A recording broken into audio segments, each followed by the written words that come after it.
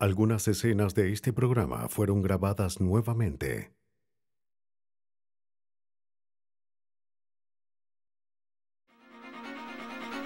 El miedo de toda mujer se vuelve realidad para una joven de California del Sur, cuando una fiesta en la oficina toma un giro violento.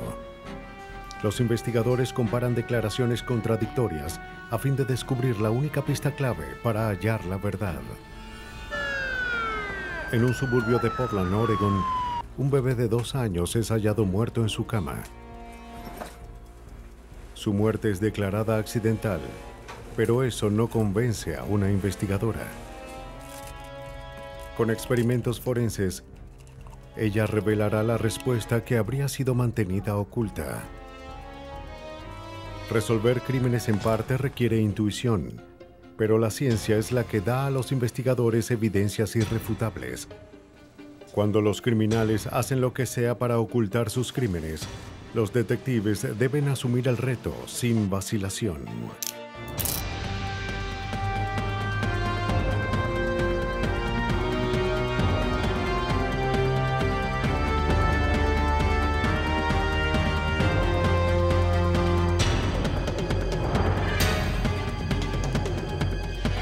Los nuevos detectives, casos estudiados por la ciencia forense. Sin vacilación. En este episodio se han cambiado algunos nombres. Long Beach, California, lleva la vanguardia en cuanto a tendencias y lugares nocturnos se refiere. Pero a veces el encanto de las luces y la vida nocturna puede llevar al peligro. En una madrugada de julio de 1999, Patricia White sale tambaleándose de un apartamento. ¡Patricia! Estaba desaliñada y desorientada. ¿Qué haces? Vuelve a entrar, ¿sí? Llevaba su traje de trabajo y una camiseta que no era suya. Un hombre llamado Lorenzo Field trató de hacer que regresara a su apartamento, pero ella no lo hizo. Con desesperación trataba de marcar el 911. Policía de Long Beach. Hola, hola. Hola, señora. Necesito ayuda, no sé dónde estoy. Cuando Hola. al fin pudo contactar a la telefonista de la policía, estaba tan confundida que no pudo decirle dónde estaba ni cómo llegó allí. Bien, ¿qué le ocurrió, señora? No lo sé. Fiesta en Cleric Hall. 10-4. La telefonista envía a un equipo de oficiales a la escena. También mantuvo la llamada, esperando que la víctima pudiera reconocer dónde estaba. Bien, bien. Perfecto. ¿Puede verlos? Sí, ya llegaron, están en su auto. Bien, vaya a hablar con ellos. Voy enseguida. ¿Está todo bien? Cuando los oficiales llegan, de inmediato descubren que Patricia no estaba bien. ¿Puedo hablar con usted? Estaba asustada y completamente desorientada. ¿Está bien? Patricia les dijo que despertó desnuda en un apartamento desconocido.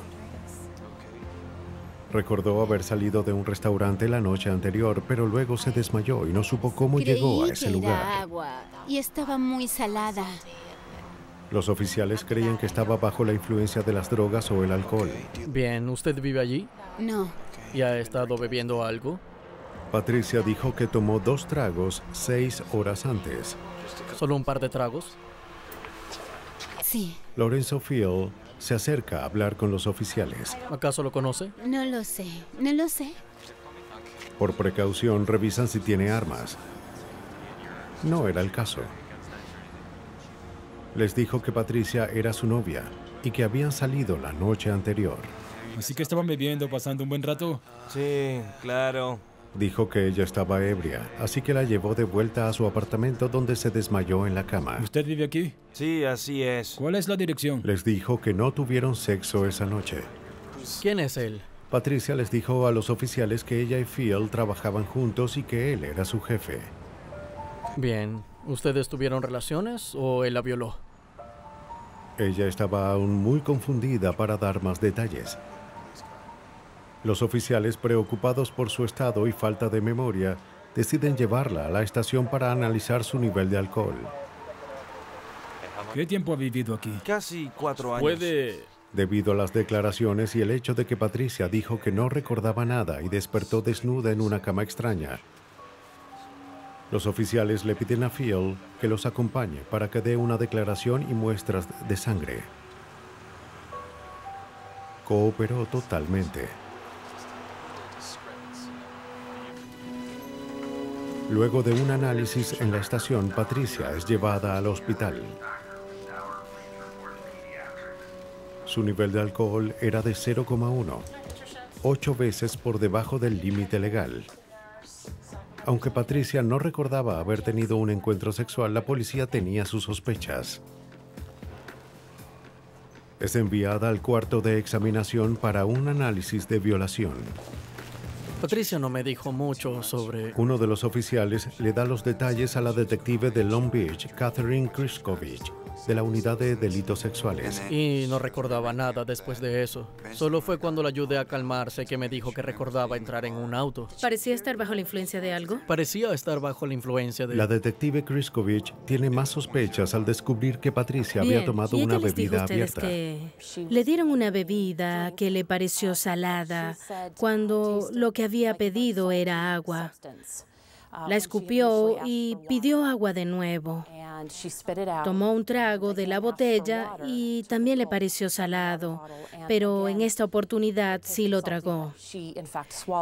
Ella dice que no recuerda nada más después de ese momento, hasta que despertó desnuda en una cama. De acuerdo a mi entrenamiento y experiencia en este tipo de situaciones, esto me indica que pudiera tratarse de GHB. GHB o ácido gamma hidroxibutírico es conocido como una droga de violación. Ha estado presente en California desde los 80. El GHB es una sustancia blanca y suave en forma de polvo. Al mezclarse con agua se disuelve y es irreconocible. La droga suele tomar efecto en menos de 15 minutos, dejando a la víctima en estado comatoso y con pérdida de memoria de 4 a 6 horas. Quiero que trates de recordar tanto como puedas. La droga es completamente indetectable en el cuerpo después de 12 horas. Estaba mareada. La detective Kriskovich y la enfermera Melinda Waddell tenían que actuar rápido. Buscan más evidencias físicas que probaran la presencia de esta poderosa Toma algo sustancia. de aire fresco mientras te traigo una bebida. Cuando hablé con ella, aún estaba en un estado de confusión y a veces se encontraba un poco desorientada. Aceptó cooperar y quería ayudar, aunque a veces le costaba mucho ya que no podía recordar algunas cosas. Y le fue muy difícil, puesto que no podía darnos mucha información que nos resultara de ayuda con esta investigación. La detective Kriskovich le pide a Patricia que trate de recordar lo que ocurrió en el apartamento de Phil. Me desperté en la cama de una habitación y estaba desnuda. Recordó despertar en una cama desconocida. Phil estaba allí, sin su camisa. Avergonzada por su desnudez, le dijo que se fuera. Él le respondió que no tenía por qué enfadarse, ya que un momento atrás tenía una actitud diferente. Ya te vi desnuda. No sabía dónde Esto estaba. solo asustó más a Patricia. Aún mareada, encuentra una camiseta que no era de ella. Y luego halla el traje de negocios que llevó la noche anterior. Oh, Dios, y empecé a llamar y no podía comunicarme. Luego toma sus pertenencias y se marcha. Después llama al 911. Enfermera Melinda Waddell.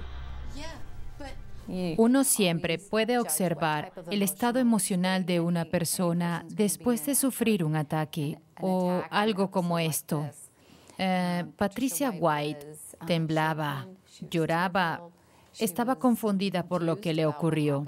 Necesito una muestra de orina. La enfermera Waddell realiza un análisis forense. Pide una muestra de orina. Esto determinaría si había GHB en su organismo. La muestra es enviada al laboratorio para buscar la sustancia. Acércate, Patricia. Dame tu bolso. Luego se realizó un análisis completo. Le pidió a Patricia que se desvistiera. Mientras recogíamos las muestras, no teníamos idea de lo que significaría esta evidencia para la investigación hasta después.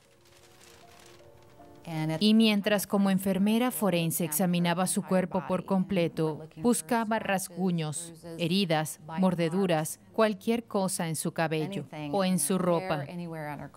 Cualquier tipo de evidencia que nos ayudara a comprender su historia y lo que le había ocurrido. Luego del examen de cuerpo entero, usamos una lámpara especial llamada lámpara de Wood, que es luz ultravioleta. Con ello examinamos su cuerpo.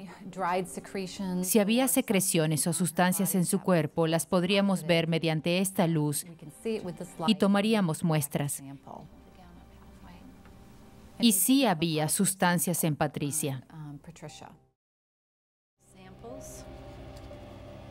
Melinda Waddell descubre semen en el cuerpo de Patricia. Las muestras vaginales y anales también indicaban la presencia de fluido seminal. Lo primero que haré, Patricia, es tomar una... Luego realizó un examen pélvico usando un colposcopio, un microscopio con una cámara de 35 milímetros que permite tomar imágenes del tejido interno. En el caso de Patricia, hallamos algunas lesiones en su cérvix. Normalmente no hay ese tipo de lesiones o heridas en el cérvix, aún en casos de relaciones sexuales no consensuales. Y es muy difícil que uno mismo se cause esas heridas en el cuello uterino. Fue una evidencia muy significativa. Durante el sexo consensual, el cuerpo de la mujer suele experimentar una excitación natural, por lo que es difícil que se ocasionen lesiones en el cuello uterino. Las heridas en el cérvix de Patricia indicaban que ella no participó por voluntad propia. También había heridas y hemorragias internas que indicaban sodomía forzada. La conclusión que obtenemos cada vez que hallamos una lesión o herida de este tipo es que fue causada por un trauma contundente. No podemos decir qué causó la herida, pero sí que la causó algo que fue insertado.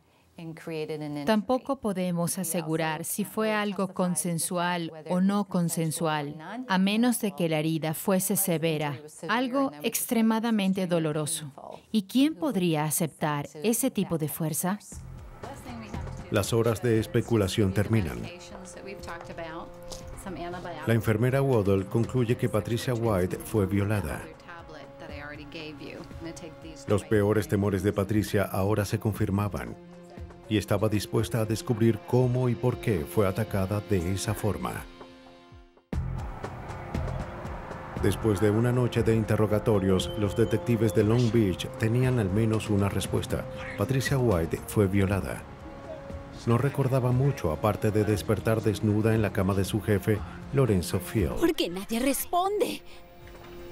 Ya que se había desmayado y no recordaba cómo llegó al lugar. La detective Chris Kovich sospecha que alguien le había dado la droga GHB.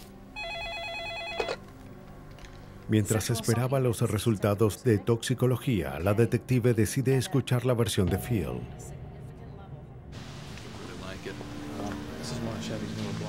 Un oficial se dirige al concesionario donde trabajaba como gerente de ventas.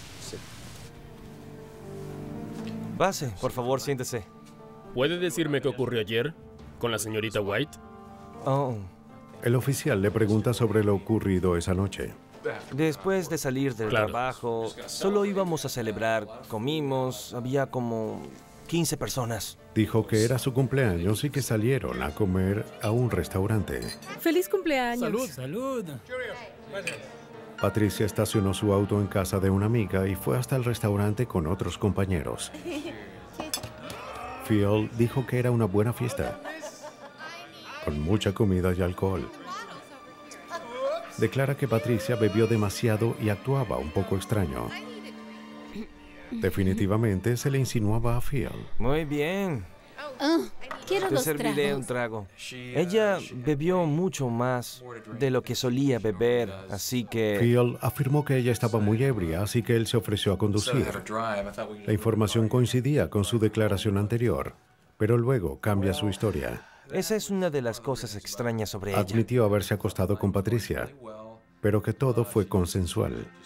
Le había mentido a la policía porque le preocupaba perder su empleo y trataba de mantener su relación en ¿Hubo secreto. alguna razón para que llamara al 911 o la policía? Afirmó que habían salido por un par de meses y que tuvieron relaciones más de una vez. Y empezó a gritar. La detective Kriskovic contacta a varios de los que fueron a la fiesta esa noche. Buenas tardes, soy la detective Kriskovic de la policía de Long Todos Beach. corroboraron la historia de Phil. Dijeron que Patricia estaba ebria y se le insinuó. Parecía que el caso sería la palabra de Patricia White contra la de Lorenzo Phil. La detective Kriskovic busca los registros de Phil. Descubre que tenía historial de robo, posesión de cocaína y abuso conyugal. Eso no probaba nada. Tener antecedentes no le hacía un violador. Pero alguien mentía en el caso. La detective Kriskovic esperaba que la evidencia forense determinara quién decía la verdad. Se envían las muestras de orina de Patricia a la oficina del forense de Los Ángeles.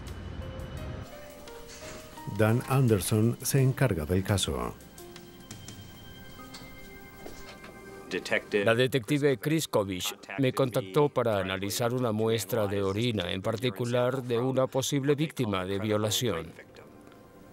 Como somos forenses, analizamos principalmente muestras post-mortem, así que no solemos analizar muestras de orina o sangre de gente viva. Ya que teníamos el único laboratorio en el área que podía hacer análisis de GHB en ese momento, respondí que si traían las muestras estaríamos dispuestos a ayudar. Anderson procede a realizar el análisis de GHB. Tenía 2 muestras de orina. Debía comparar la muestra original de la mañana del ataque con otra tomada 10 días después. La muestra posterior le diría cuánto GHB era normal en el cuerpo de Patricia. GHB, o ácido gamma hidroxibutírico, es una sustancia natural en el cuerpo. Uno no suele verla o la ve en niveles muy bajos, así que si alguien consume esa droga, habría una gran cantidad en cualquiera de las muestras. Ambas muestras de orina se combinan individualmente con químicos que separan la droga de ellas.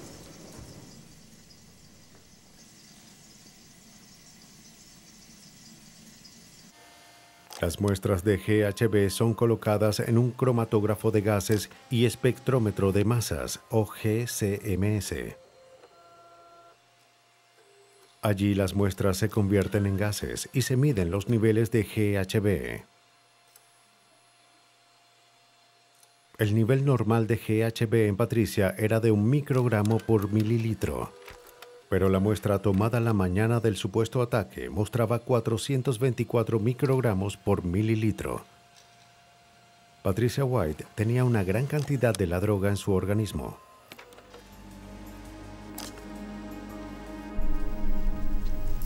La detective Kriskovic habla de nuevo con Patricia a fin de decirle lo que Phil declaró sobre su relación. Quería preguntarte de nuevo. Patricia se sorprende cuando se entera de que Phil afirmaba que salían y habían tenido relaciones. Dijo que conocía a Phil desde hace 7 años, pero que nunca había tenido una relación sexual. Nunca fue como si saliéramos o algo así. Patricia White habla sobre esa noche. No lo conocía, trabajábamos juntos, era mi jefe, manejaba el concesionario y tenía el control sobre todos mis pagos. Así fue como lo conocí. Nuevamente, su versión contradecía la de Phil. Yo era la más sobria de todos, así que conduje, ya que solo tomé 2 tragos. Le dije que la única forma en la que podría ir con él era si yo conducía. ¿Y qué sucedió cuando llegaron a la licorería? Una vez más, recordaron lo ocurrido esa noche. Para beber y salió. Dijo que Phil salió a comprar vodka. Patricia le pidió que le comprara una botella de agua. Me dio el agua, que sabía horrible. Y 15 minutos después, a poca distancia, perdí la memoria por completo. Patricia White no recordaba mucho.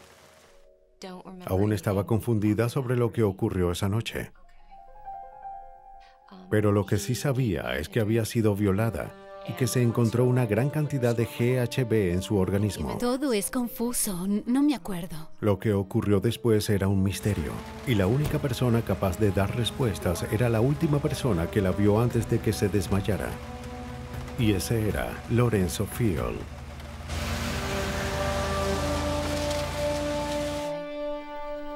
La detective Catherine Kriscovich trataba de averiguar qué ocurrió durante la noche en la que Patricia White fue atacada.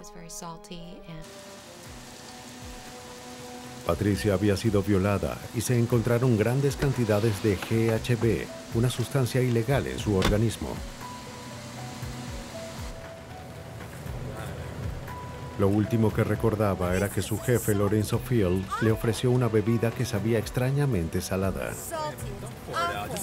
Luego despertó, horas después, desnuda en su cama. ¿Qué ocurrió ayer? Lorenzo Field afirmó que él y Patricia tuvieron relaciones consensuales, pero las heridas de Patricia White indicaban algo diferente. Estaba sentada en mis piernas. Los forenses comparan las muestras tomadas del cuerpo de Patricia con las muestras de ADN tomadas de Lorenzo Field al inicio de la investigación. Y coincidían. La detective Kriscovich tenía suficiente evidencia. Lorenzo Field es arrestado y acusado de 6 cargos criminales, que incluían secuestro, violación con uso de drogas y sodomía con uso de drogas.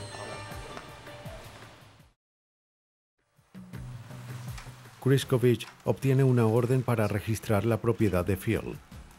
Si lograban vincularlo a la droga, podrían cerrar el caso.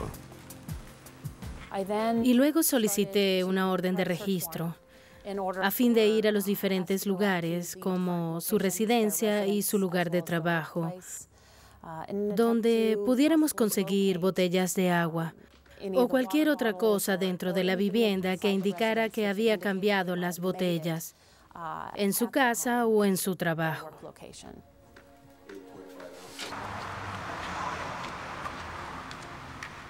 Cuando registran el auto, encuentran varias botellas de agua, que son enviadas al laboratorio.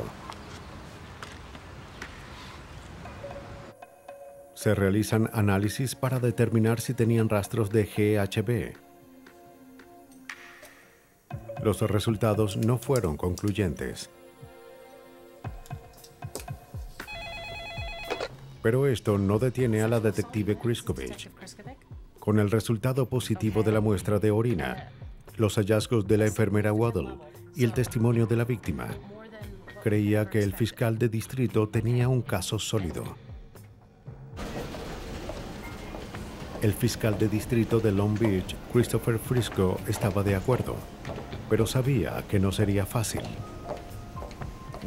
Cuando tenemos un caso en el que la víctima y el acusado se conocen, siempre se pone en duda el consentimiento,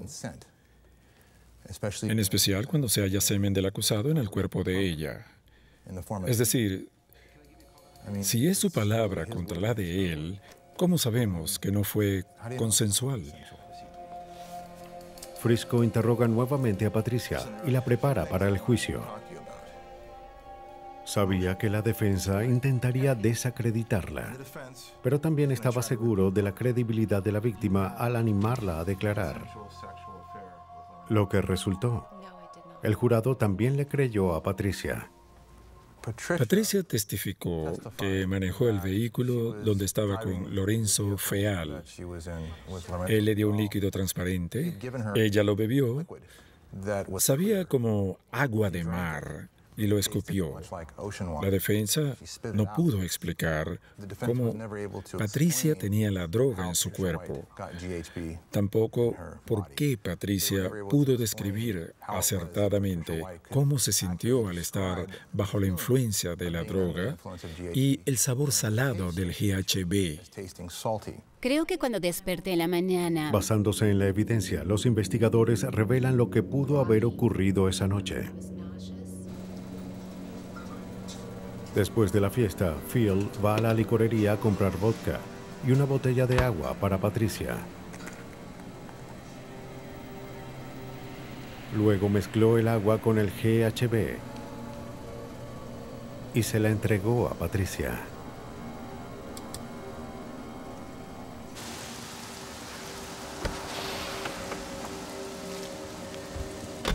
Le pedí el agua y tomé un gran trago ya que tenía sed. Pero sabía tan mal que escupí la mayor parte. No, Vamos, es no la salada, botes, sabe bébela. horrible. Toma. Vamos No. a cambiar, yo conduciré. Lo próximo que recuerdo es estar en su cama y retirar las mantas de la cama, ya que estaba desnuda y no podía moverme ni ver casi nada delante de mí. El 27 de marzo del 2000, Lorenzo Feal es arrestado por 4 cargos de violación y sodomía y sentenciado a 11 años en prisión. Nunca confesó el crimen. No se disculpó ni se arrepintió. Nada. No confesó nada. De hecho, me dijo que solo 3 personas sabían lo que ocurrió. Primero él, yo y Dios. Y Dios me haría pagar por esto. Hoy Patricia White trabaja en el Centro de Víctimas de Violación en Long Beach, ayudando a informar a las escuelas sobre los peligros del GHB. La determinación de los forenses para encontrar la verdad resultó en justicia para Patricia White. Pero cuando las autoridades investigan la misteriosa muerte de un niño, descubren que las respuestas dependerán de hacer las preguntas correctas. Coquille es una región costera de Oregón que yace bajo una cadena de montañas a lo largo del río Coquille, un lugar ideal para criar a un hijo. El 1 de septiembre de 1999, Denise Carter y su novio Stacy Brown celebraban el cumpleaños de Denise en el desayuno.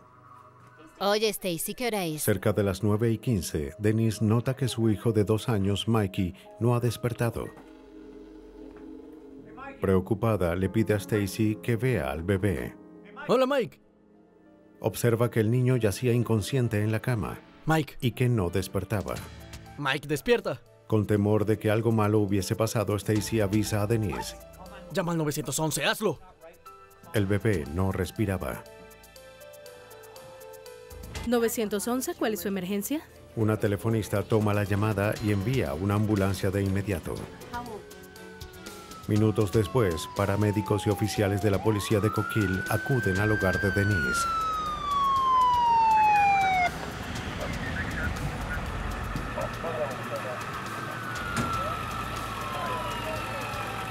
Denise los lleva a la habitación del niño.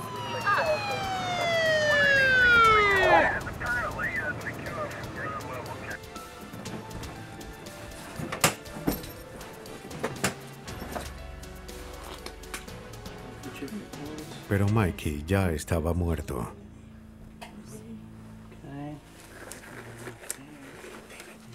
Denise y Stacy estaban devastados. Salgan un momento, por favor. Sí. Las circunstancias de la muerte de Mikey eran sospechosas. La asistente forense Chris Karcher acude a la escena a investigar.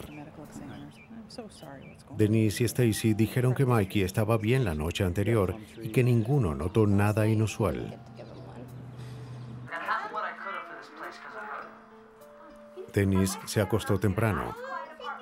Stacy se había quedado con Mikey. Dijo que el niño estaba bien cuando lo acostó.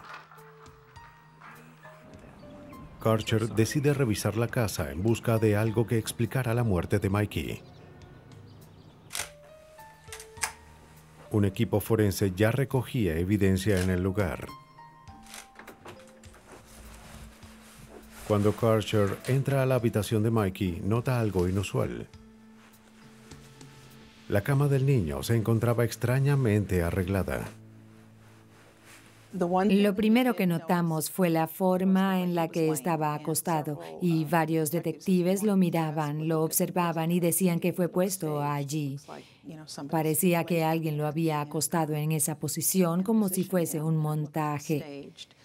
Otro detective dijo que había algo raro en el pañal. No estaba arrugado.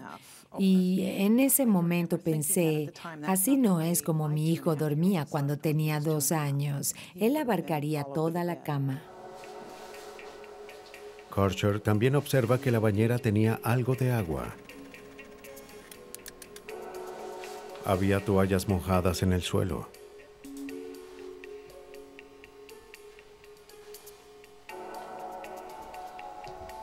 Técnicos forenses del laboratorio de Oregon toman muestras de unas manchas rojas halladas en la cama del niño. Analizan si era sangre. Los resultados son negativos.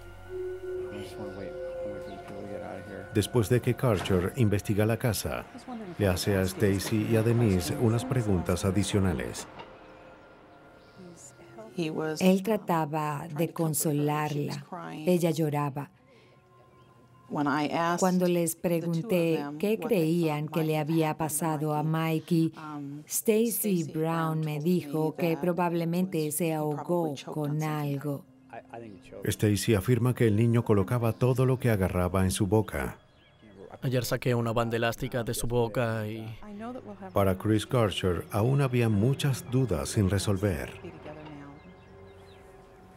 Me preocupé porque un niño de 2 años murió y no había razón para que hubiese muerto. En ese momento uno tiene sospechas.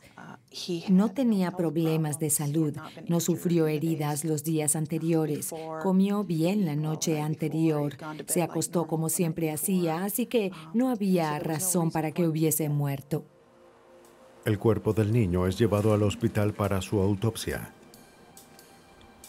Chris Karcher se encarga. Al principio, la autopsia no revela nada fuera de lo común.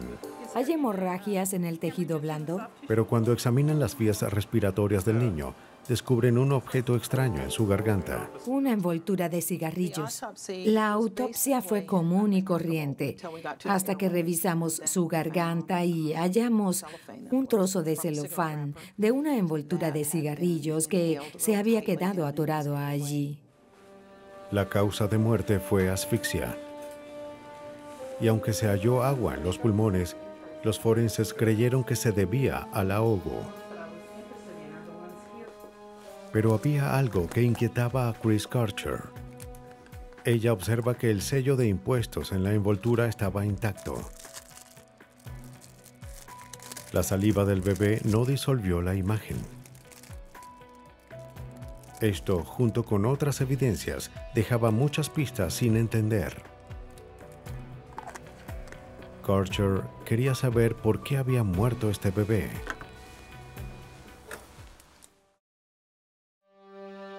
En Coquille, Oregon, un bebé aparentemente sano de 2 años es hallado muerto en su cama.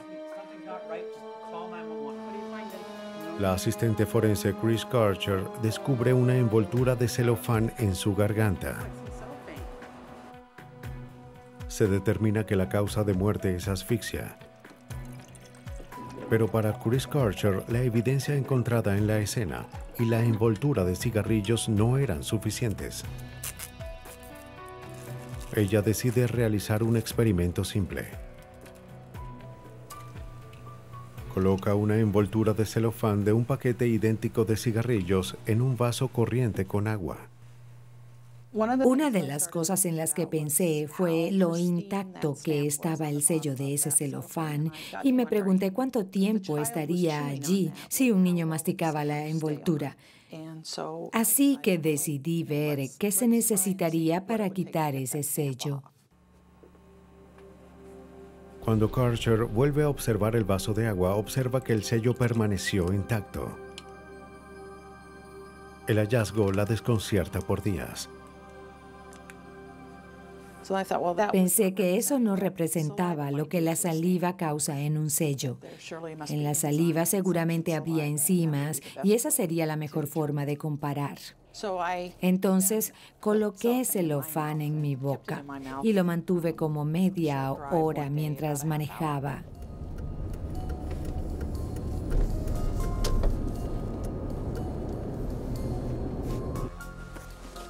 Al regresar a su oficina, revisa la envoltura.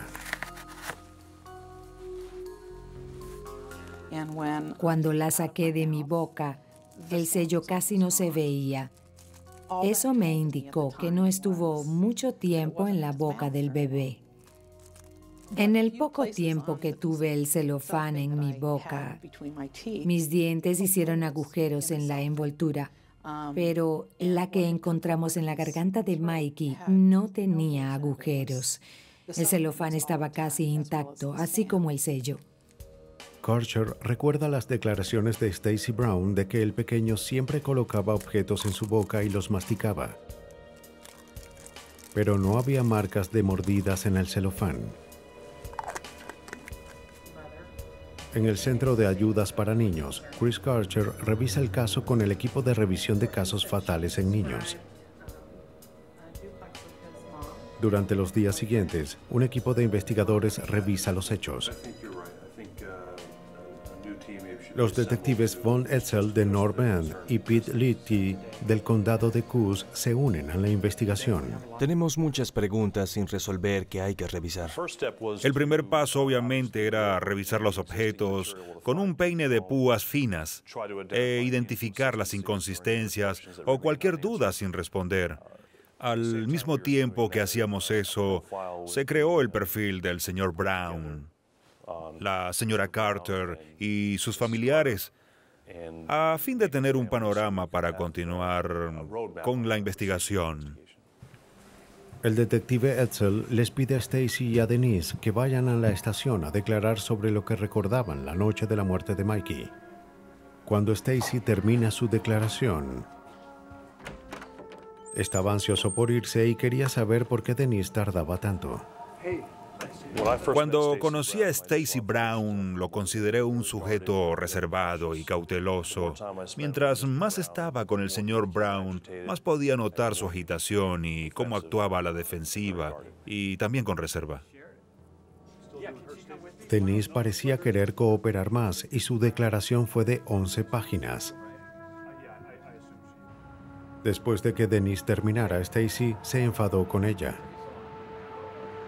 Estaba nervioso, casi paranoico, sobre lo que ella había escrito. El detective Lichty recuerda la actitud colérica de Stacy. El señor Brown terminó relativamente rápido en comparación con la señora Carter. Sin embargo, le tomó un buen tiempo escribir solo 2 páginas y media, ya que pensó mucho en lo que diría. Recuerdo que pensaba mucho en lo que escribía, mientras que la señora Carter tenía ideas más libres, lo que nos dio ánimos, ya que pensamos que tendríamos más detalles. Los detectives Lichty y Etzel revisan las declaraciones escritas y encuentran inconsistencias. Luego buscan los antecedentes de ambos. El registro de Stacy Brown indicaba un gran historial de violencia. Detective Etzel, mire esto. Brown también tenía antecedentes de agresión por alcohol y drogas. ¿Qué opinas? Creo que deberíamos llamar a su oficial. Bien. Vamos. Investigan más sobre su historial criminal. Descubrí que tenía libertad condicional y que fue por amenazar a una exnovia. Y que cuando se encontraron se puso violento porque el señor Brown no quería terminar la relación.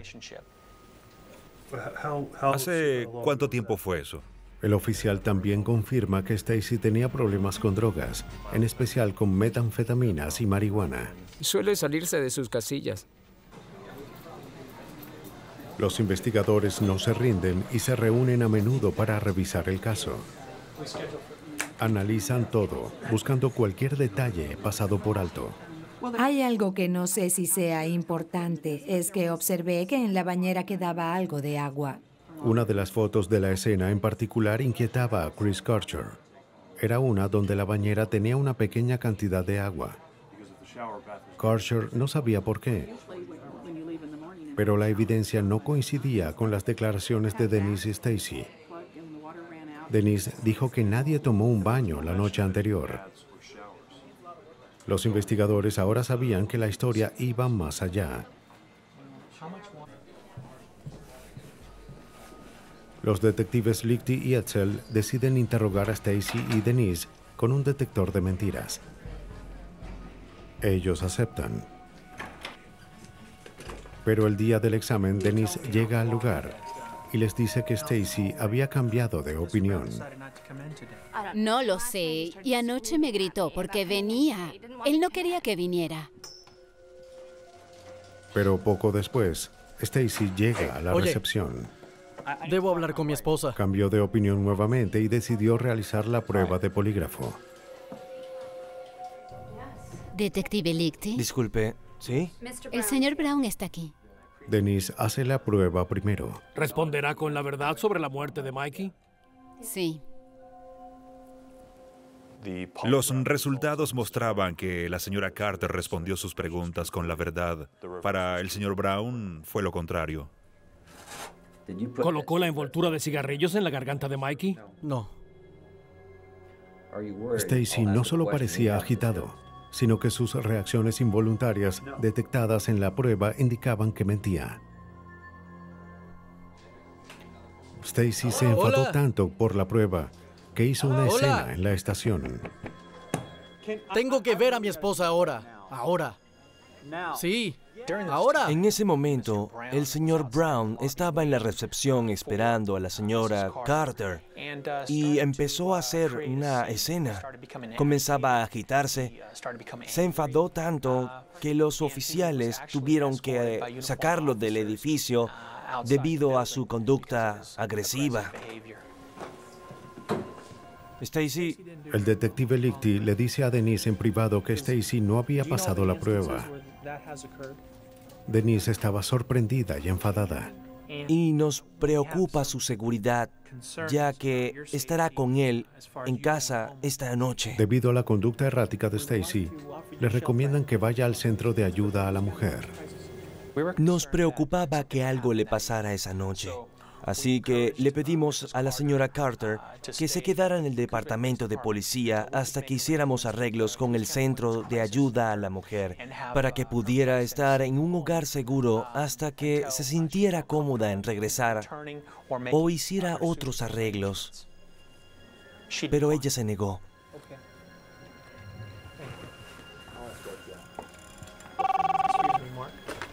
Poco después de que Denise se marchara, Lichty recibe una desconcertante llamada. ¿Ella se encuentra bien? La presión del caso había enloquecido a Stacy Brown. Había amenazado y atacado a Denise. Es arrestado por violencia doméstica. Como ya había sido arrestado por el mismo delito, conocía muy bien el procedimiento. Parecía que Stacy Brown no fue el devoto hombre de familia que afirmaba ser en la noche de la muerte de Mikey. Y que quizás sabía más de lo que declaraba. Si era así, los investigadores lo averiguarían. En Oregon, la policía del condado de Cruz investiga la muerte de Mikey Carter, de 2 años, quien parecía haberse asfixiado con una envoltura de cigarrillos. Pero las autoridades sospechaban que la muerte del niño no había sido accidental. La madre de Mikey, Denise, y el novio de ella, Stacy Brown, eran las únicas personas que estaban en casa al momento del incidente. 104125.